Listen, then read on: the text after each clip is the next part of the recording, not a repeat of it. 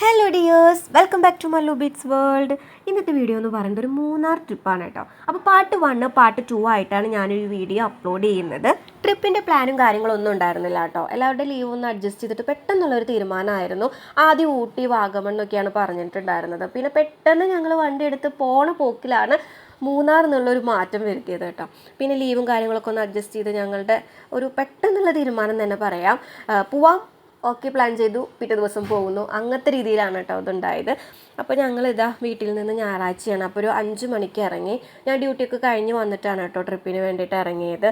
അപ്പോൾ സൺഡേ ദിവസം ഞങ്ങൾ വൈകിട്ട് 5 മണിക്ക് വീട്ടിൽ നിന്ന് ഇറങ്ങി. എന്നിട്ട് ഇത് രാത്രിയായപ്പോൾ ഞങ്ങൾ ഫുഡ് കഴിക്കാനായിട്ട് ഒരു ഹോട്ടലിൽ കയറിയേക്കാണ് കേട്ടോ. ഹോട്ടലിൽ കയറി മിറർ കണ്ടപ്പോൾ വെറുതെ വിട്ടില്ല കേട്ടോ. കുറച്ച് വീഡിയോസൊക്കെ നിന്ന് എടുത്തതിന് ശേഷമാണ് പിന്നെ ഫുഡ് കഴിക്കാനായിട്ട് വന്നിരുന്നത്. ഞാൻ ബിരിയാണിയാണ് പറഞ്ഞിട്ടുണ്ടായിരുന്നത്. ആടത്തെ ഒരു വെറൈറ്റിക്ക് വേണ്ടിയിട്ട് ചിക്കൻ നൂഡിൽസ് കേട്ടോ. ജിത്തുവേട്ടനും ജിതേട്ടനും പിന്നെ പൊറോട്ടയുടെ ആൾക്കാരാണ്. തമ്പുരുകുട്ടി ബിരിയാണിയുടെ ആളാണ് കേട്ടോ. ബിരിയാണി കണ്ടപ്പോൾ അവൾ തന്നെക്ക് എന്നെ കൈകൊണ്ട് വാരി കഴിക്കുന്നൊക്കെ ഉണ്ടായിരുന്നു. പിന്നെ അവിടെ ആകെ അലങ്കോലപ്പെടുത്തുന്നു പറഞ്ഞിട്ട് ഞാൻ വാരി കൊടുത്തു. പക്ഷെ അവൾ തീരെ സമ്മതിച്ചില്ല കേട്ടോ. പാറുകുട്ടി അപ്പുറത്തിരുന്ന് ഫുഡൊക്കെ കഴിക്കുന്നുണ്ട്. ഞാനാണെങ്കിൽ സ്പെഷ്യലായിട്ട് ചിക്കൻ ചില്ലി പറഞ്ഞിട്ടുണ്ടായിരുന്നു കേട്ടോ. വന്നപ്പോഴാണ് എൻ്റെ കിളി പോയത്.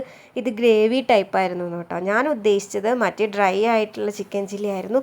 പിന്നെ അവർ പറഞ്ഞു അത് സ്പെഷ്യൽ എടുത്ത് പറയണം ചില്ലി എങ്ങനെയാണ് വേണ്ടതെന്ന്. പിന്നെ ആടത്തി സ്പെഷ്യലായിട്ട് പറഞ്ഞത് ചിക്കൻ നൂഡിൽസ് ആണ് കേട്ടോ. സംഭവം അടിപൊളിയായിരുന്നു, ടേസ്റ്റൊക്കെ ഉണ്ടായിരുന്നു. അങ്ങനെ ഞങ്ങൾ വേഗം ഫുഡൊക്കെ കഴിച്ചു കേട്ടോ. വയറൊക്കെ ഫുള്ളായി, സുഖമായിട്ടുള്ളൊരു ഉറക്കം. നല്ല ലേറ്റ് ആയിട്ടുണ്ടായിരുന്നു കേട്ടോ. ഞങ്ങൾക്ക് ഉറങ്ങാൻ പറ്റുമെങ്കിൽ ഏട്ടന്മാർക്ക് ഉറങ്ങാനായിട്ട് പറ്റിയിരുന്നില്ല. ഏകദേശം ഞങ്ങളൊരു 1 മണിയൊക്കെ ആകുമ്പോൾ അവിടെ എത്തിയിട്ടുണ്ടായിരുന്നു. അപ്പോൾ ഞങ്ങൾ ചായ കുടിക്കാൻ വേണ്ടിയിട്ട് അവിടെ സൈഡാക്കി നിർത്തിയേക്കാണ് കേട്ടോ. അങ്ങനെ എനിക്കും അടുത്തേക്കും കോഫി പറഞ്ഞു. അവർ ചായയൊക്കെ കുടിച്ചിട്ട് വന്നു കേട്ടോ. ഞങ്ങൾക്ക് കോഫി വണ്ടിയിലോട്ട് കൊണ്ടുവന്ന് തന്നു. പുറത്ത് നല്ല കോടമഞ്ഞായതുകൊണ്ട് കുട്ടികളെയും കൊണ്ട് ഇറങ്ങാൻ പറ്റിയില്ല കേട്ടോ. പിന്നെ അവിടുന്ന് വീണ്ടും ഞങ്ങൾ ഇതേ വണ്ടി എടുത്തിട്ട് പോവുകയാണ്. അപ്പോഴാണ് റോട്ടിൽ ഈ ഒരു സംഭവം കണ്ടത് കേട്ടോ. ഇവിടെ എങ്ങാനും ഞങ്ങൾ സ്റ്റേ ചെയ്യാനായിട്ട് ഇറങ്ങുകയാണെങ്കിൽ എന്തായാലും കടിച്ചു കീറുമായിരുന്നു. പിന്നെ ഞങ്ങൾ സ്റ്റേയും കാര്യങ്ങളൊന്നും നോക്കിയില്ല. അവിടെ ചെന്നിട്ട് വണ്ടിയുടെ ഉള്ളിൽ തന്നെ ഞങ്ങൾ കുറച്ച് നേരം റെസ്റ്റൊക്കെ എടുത്തു കേട്ടോ. ഏകദേശം ഒരു 4 മണിയൊക്കെ ആകുമ്പോൾ ട്രക്കിങ്ങിനുള്ള ജീപ്പൊക്കെ വന്നിട്ടുണ്ടായിരുന്നു. അപ്പോൾ നമ്മൾ ട്രക്കിങ്ങിന് പോകാൻ വേണ്ടി ഇത് ജീപ്പിൽ കയറി സെറ്റായിട്ട് ഇരിക്കുകയാണ്. നല്ല ടെൻഷനുണ്ട് കേട്ടോ. കാരണം ഞങ്ങൾ എപ്പോൾ ട്രിപ്പ് പോയാലും ട്രക്കിങ്ങിന് കയറാറില്ല.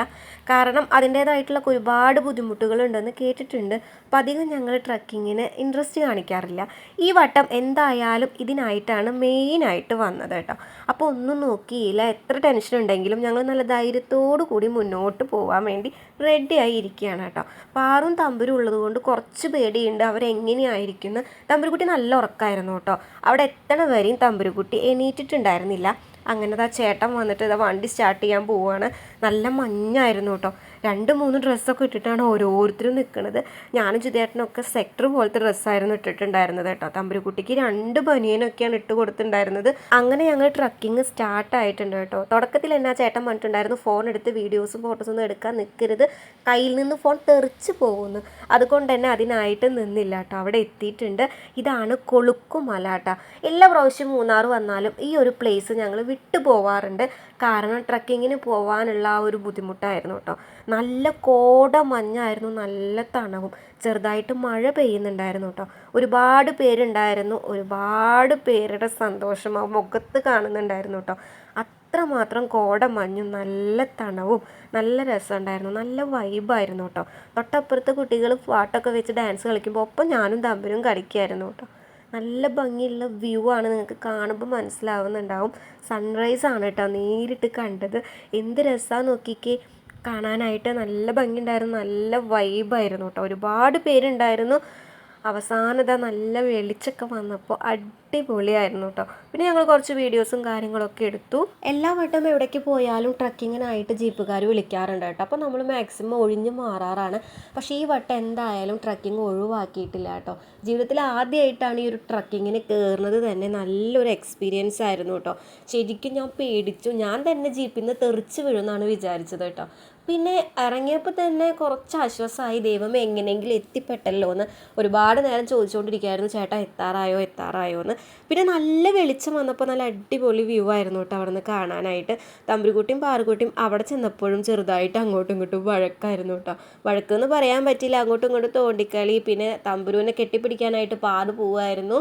പിന്നെ ദേ അവിടെ നിന്നിട്ട് കുറച്ച് വീഡിയോസൊക്കെ എടുത്തു. നല്ല രസമുണ്ടായിരുന്നു അവിടുത്തെ വ്യൂ കാണാനായിട്ട് കേട്ടോ. പിന്നെ ഞങ്ങൾ കുറച്ച് സെൽഫിയൊക്കെ എടുത്തു, ഫാമിലി ആയിട്ട് നിന്നു. കുറേ നേരം അവിടെ നിന്ന് നല്ല അടിപൊളിയായിട്ട് എൻജോയ് ചെയ്തിട്ടാണ് പിന്നെ ഇറങ്ങിയത് കേട്ടോ. വായയിലേക്ക് കാറ്റടിക്കുമ്പോൾ എന്തൊക്കെയോ പോവുമായിരുന്നു. പിന്നെ ഇത് അവർ സൺറൈസ് കണ്ടുകൊണ്ടിരിക്കുകയാണ്, ഞങ്ങളും അപ്പുറത്ത് നിന്ന് കാണുമായിരുന്നു. പിന്നെ നല്ല തണവ് കൂടി കൂടി വന്നപ്പോൾ പാറും തമ്പുരും കുറച്ച് ബുദ്ധിമുട്ടി കേട്ടോ. പാറുക്കുട്ടീനെ ഏടത്തി സെക്ടറിൻ്റെ ഉള്ളിലേക്ക് കയറ്റിയിട്ടുണ്ട്. തമ്പുരുക്കുട്ടീനെ ഞാൻ എങ്ങനെയൊക്കെ അഡ്ജസ്റ്റ് ചെയ്ത് പിടിച്ചു കേട്ടോ. നല്ല തണവ് കൂടിയപ്പോൾ രണ്ട് പിള്ളേരും ഇറങ്ങാനുള്ള കരച്ചിലായിരുന്നു. തണുക്കുണ്ട് എന്ന് പറഞ്ഞിട്ട് തമ്പുരുക്കുട്ടീനെ ഞാൻ എങ്ങനെയൊക്കെയോട്ട് ഇറക്കിയോണ്ടൊക്കെ പൊതിഞ്ഞ് പിടിച്ചു കേട്ടോ. രണ്ട് കുഞ്ഞുമണികളെയും കൊണ്ട് ഇവിടെ കയറുമ്പോൾ നല്ല ടെൻഷൻ ഉണ്ടായിരുന്നു കേട്ടോ. എന്താവോ വാശിയാവോ എന്നൊക്കെ പേടിയുണ്ടായിരുന്നു.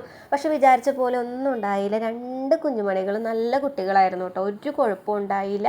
ഞങ്ങളെക്കാൾ കൂടുതൽ എൻജോയ് ചെയ്തത് അവരാണ് കേട്ടോ. പിന്നെ തണവിൻ്റെ കാര്യം മാത്രമാണ് ഒരു പ്രശ്നമായത്. കുറച്ച് കഴിഞ്ഞപ്പോഴേക്കും ഞങ്ങൾക്ക് പോലും തണവ് പറ്റാതായി കേട്ടോ. അങ്ങനെ ഞങ്ങൾ മെല്ലെ അവിടെ നിന്ന് ഇറങ്ങാനായിട്ട് നോക്കി. ഞങ്ങൾ ജീപ്പ് അവിടെ കാത്ത് നിൽക്കുകയാണ് കേട്ടോ. അപ്പോൾ ഞങ്ങൾ ഫോൺ നമ്പറൊക്കെ മേടിച്ചിട്ടുണ്ടായിരുന്നു. തണവ് കൂടിയപ്പോൾ തമ്പുരുക്കുട്ടീനെ ഞാൻ ടർക്കിക്കൊണ്ടും അതുപോലെ ജിതിയേട്ടൻ്റെ ടീഷർട്ടൊക്കെ എനിക്ക് ഊരി തന്നു കേട്ടോ അവളെ പുതിയാനായിട്ട്.